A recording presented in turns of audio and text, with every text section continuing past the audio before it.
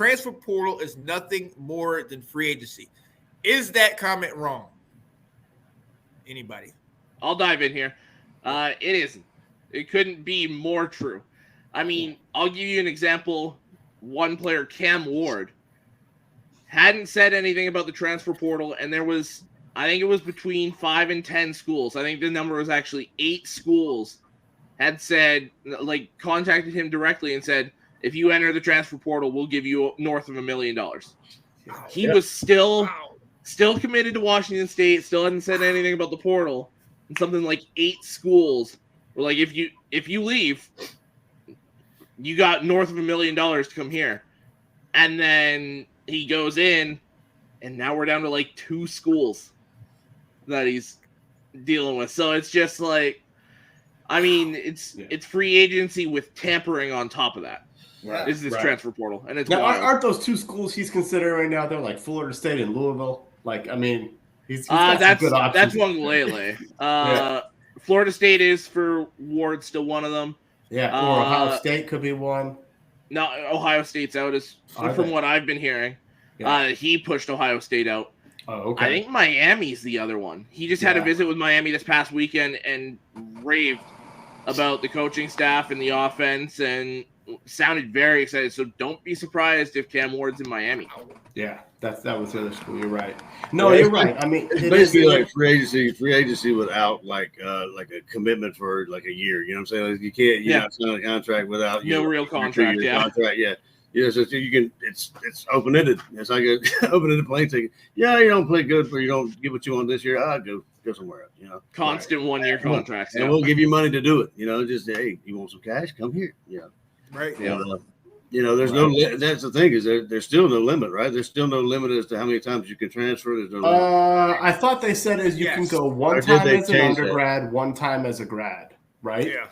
And you can transfer other times within that, but you're not guaranteed eligibility right away. Right. Those are just for immediate eligibility. This is after JT and then Dwan and all those guys have done what they've done already, right? Yeah. Now this is something that's coming to because it wasn't still before that, but they just gave out eligibility like candy on Halloween. They didn't care. The damn quarterbacks, all right? Yeah.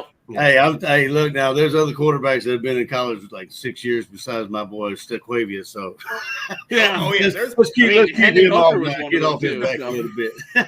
He doesn't have a degree, which I mean you can get on him about that, but I still find that impressive. How the hell got 2 rings? Got 2 rings, but no degree.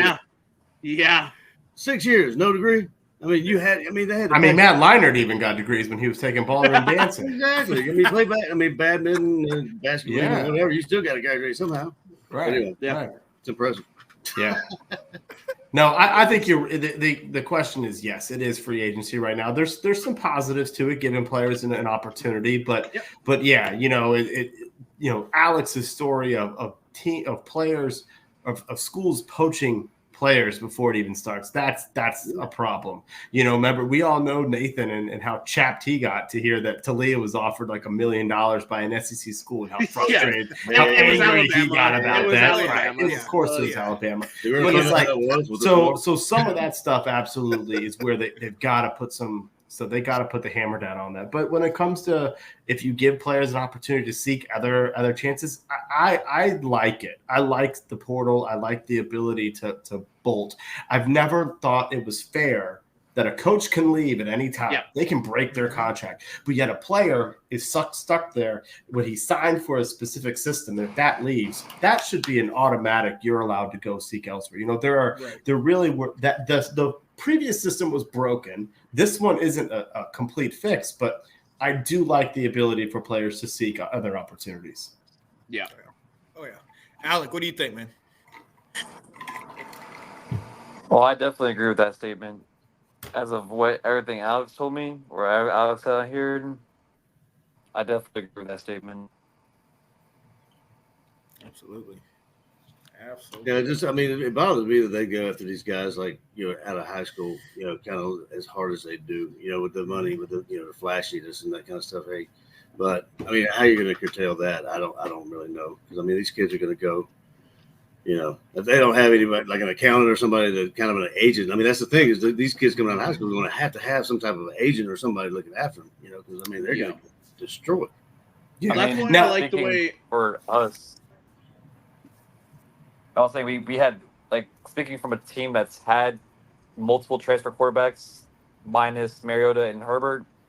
Yeah, I can agree with that because we've had Mariota, then went to Vernon Adams, and then Justin Herbert, then went from Herbert to. Alex is gonna laugh at this name because I fucking hate this dude till the death of me.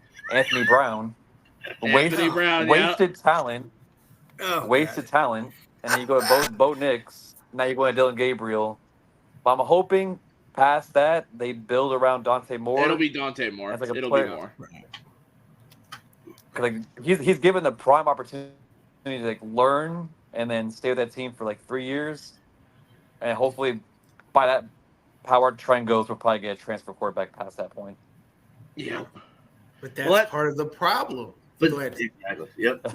It really, The one thing I will say with the NIL, I really like the way Michigan does it because they don't pay these kids right out of high school. It's the you get here, you earn it, then we'll give it to you. That's how it should That's- be. Yeah, that's absolutely how it should be. I love that that's how they do it, and it seems to be working. They still recruit just fine. So I wish that was kind of the way it was across the board. It's never going to be that way, but It could. They could put some It's gonna regulations be- on it.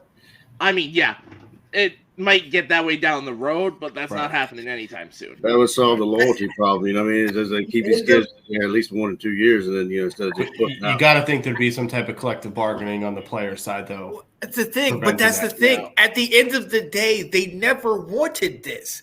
They didn't want to pay the players. They had a great system where they could sit here and get these guys in with all this talent under the guise of you're getting an education. Where else could you get this education? And then we can totally exploit you. And that they did not want that. The only reason that they're doing it is because they're guys like we saw in 30 for 30 with Eric Dickerson, where Texas A&M gave him the car, and he said, "I don't want to play for them." But they can't take it back and renege on the deal because it's like they don't know why they gave him the car. It was Right. a part of the boost that comes with Under the Texas A&M. table. Yeah. Right. So you know what I mean? So they wanted to have some tax on. They wanted to get a little more Now is where I'm regulation. moving.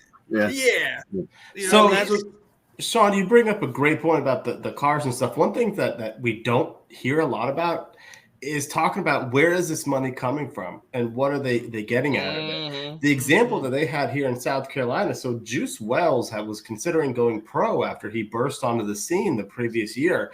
He got paid to stay here play for this season. He got hurt.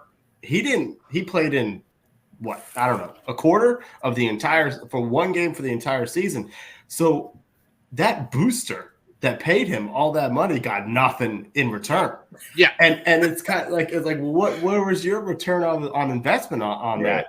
And then he just bolted and went to another school. So it's like part of this, and I couldn't care less that whoever paid that guy didn't get something out of it. Because I was like, I'm also not gonna feel bad for these boosters who put up, a ton of money and then the players leave and stuff like that. But it's like no one's talking about like where's the money coming from or what happens in situations where if a player gets hurt, blows out his knee in the first game, what happens to that money?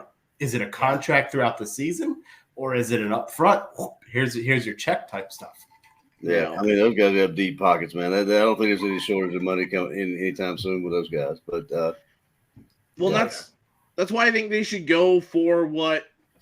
And I'm glad Chip Kelly finally hopped in on this because for the longest time it's been Harbaugh's the only coach going for this. But that revenue sharing for the players, give them chunks of that TV deal. It doesn't even have to be much because they're not getting anything from it right now. Right. Take 5% of that, 10% of that, whatever, and split that amongst the players. Yeah. Because I mean, you look at, for example, the Big Ten, because that's the TV deal I know off the top of my head. They're getting like $24 million a year for TV rights. Yeah. You take 10% of that, 2.4 million, and you split that amongst 100 players. I mean, you're telling me those players aren't going to be happy with an extra $200,000? Right. Like, yeah, Come on now. Right. Come on now. Absolutely.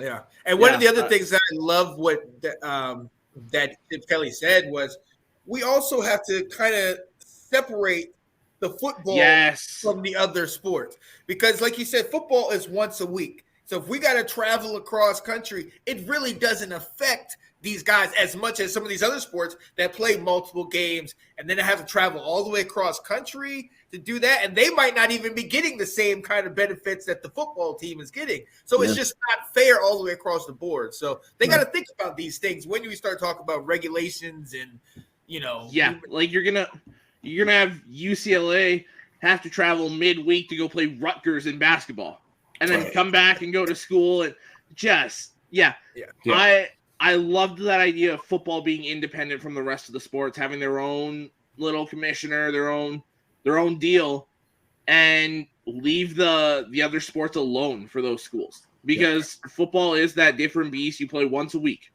You don't play 3 times a week, 4 times a week. Even twice a week when you're going cross country like that is awful. You got to look at the student part of the student athlete when you're looking at this. Right. Absolutely.